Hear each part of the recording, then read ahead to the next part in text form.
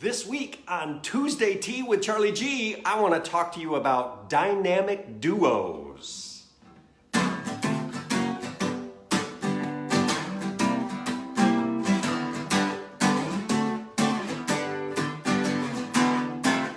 was Tuesday Tea with Charlie G.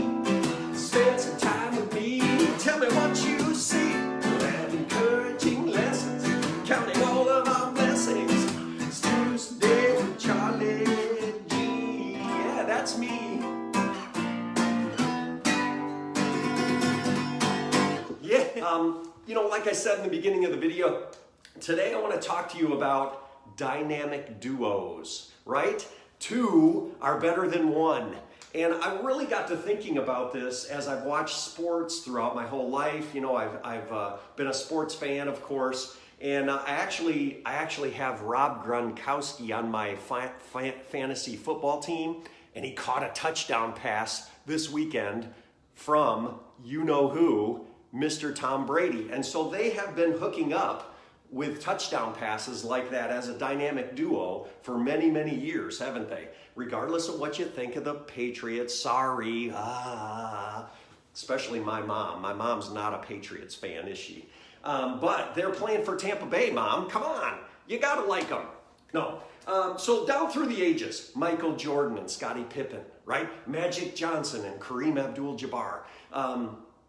Then we get into entertainment, guys like Abbott and Costello. Bert and Ernie, right? Remember our childhood? The Lone Ranger had Tonto. Batman had Robin. In the world of music, you've got Sonny and Cher. What a great old memory that I have as a little guy watching that show. And actually, Simon and Garfunkel. Remember that song when Kenny Rogers and Dolly Parton got together?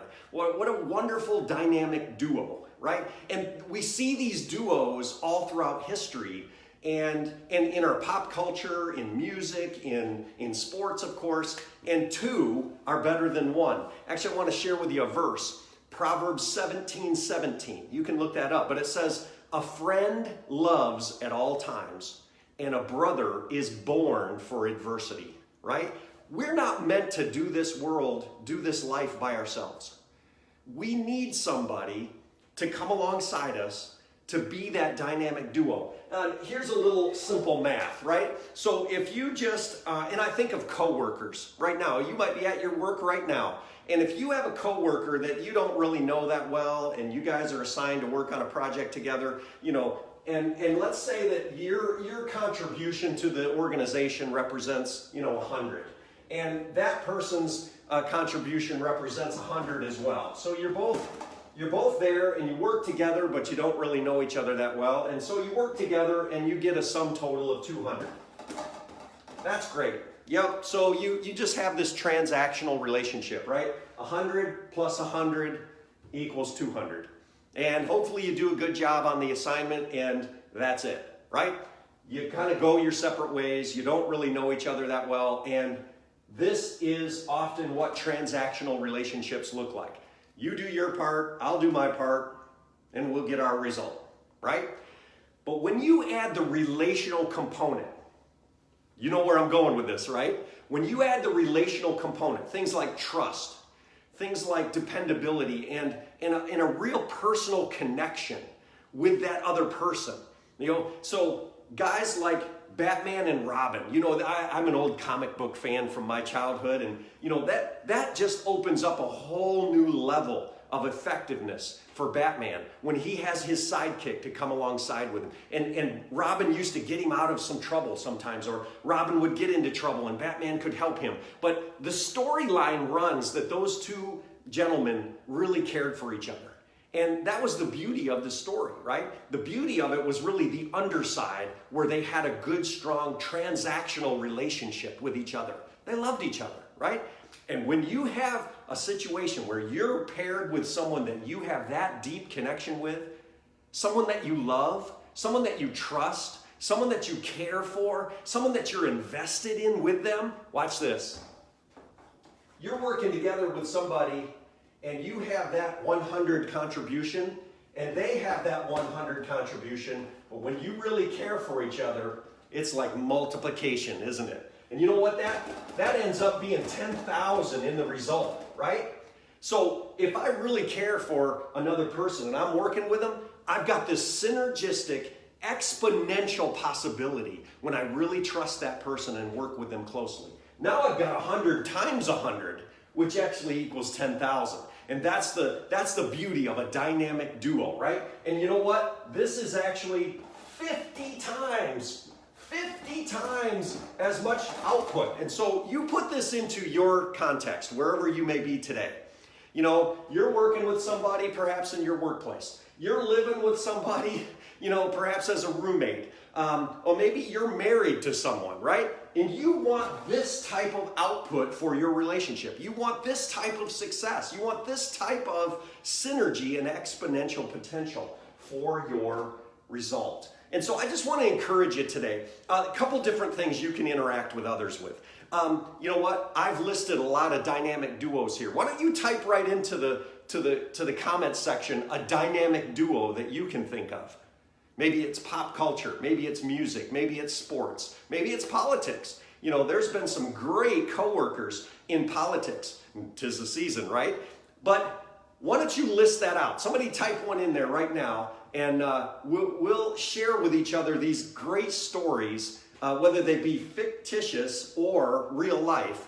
But the work that two people can do together is wonderful. And the second thing I want you to do today is I want you to try to think of somebody that you have in your life that you have this kind of relationship with. You're that 17, you know, that Proverbs 17:17 kind of friend, right? A friend loves at all times, and a brother is born for adversity.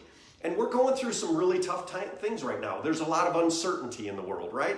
And so we need a brother, we need a friend, we need somebody that we trust, right? And you know what, for me, I can just tell you right off the top of my head, that's my wife, Wendy. God brought us together 27 years ago, and we always don't get along on everything, but we are synergistic together. She makes me better, and I hopefully make her better, and we've got a tremendous exponential possibility when we work together, right? Because we love each other, and that is something that God really, really wants us to foster. And so I want you to think of that person today, and maybe you could even reach out to them and you could say thank you, right? And encourage them in some way. Just say, hey, you're awesome. I love the way you're gifted this way. You help me in this way, and we're going to make a great team, right? A coworker, a friend that you have at church or in other settings, or for us that are married, your spouse. Let's try to encourage the other part of our dynamic duo this morning. Go do that right now, or in fact, even if you want to, tag them in this video, and it's my way of saying, I love you, and I want you to know that I care for you on this level, and I want to see us do great things in this world, right? The last thing I'll share with you is another verse. It's from Ecclesiastes, right? And this is sometimes even read at weddings. But think about this. Ecclesiastes chapter 4, verses 9 and 10, it says, 2 are better than 1. Amen. Either way, 2 are better than 1. They have a good return on their labor. And if one falls down, the other can pick him up. But we pity the person who has no one to pick him up when he falls down. We all need somebody. So I want you to think of that somebody this morning, and I want you to thank them.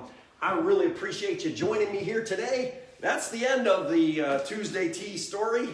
And let's sing it out right here. I love my guitar, and I hope you have a wonderful day. Think of that person who is your partner. It's Tuesday Tea.